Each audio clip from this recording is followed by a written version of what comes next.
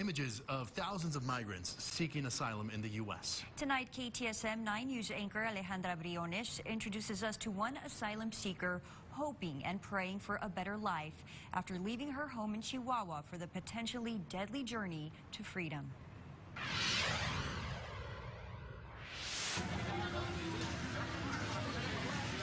Dejar toda tu vida también es dejar todo para poder tener una esperanza de vida. Leaving behind everything you know in search of a better life. It's a common story for the thousands of migrants risking it all to make it to the United States.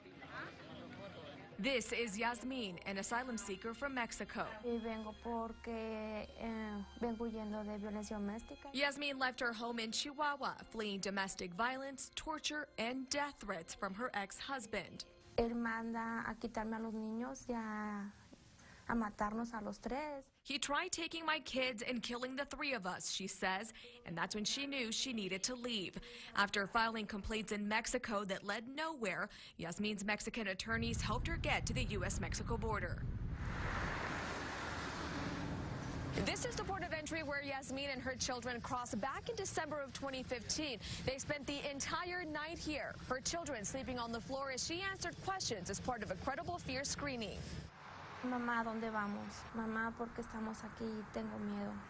Only 6 and 7 years old at the time, Yasmin only told her children they were going on an adventure. After making it here, Yasmin was released to continue the asylum process. She and her children lived in a shelter for a year, and it took 2 years before she could get a work permit. In May of 2018, Yasmin was granted asylum, but the government appealed the decision.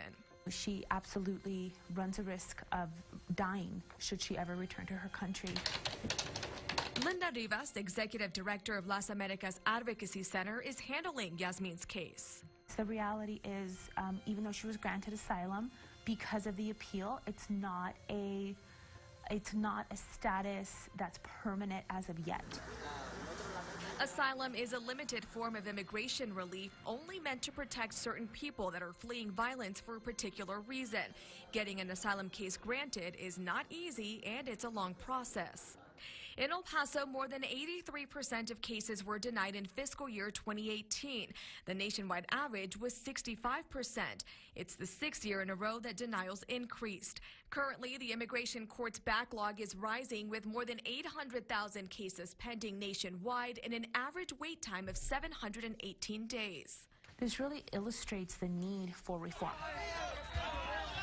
Making international headlines, the migrant caravans.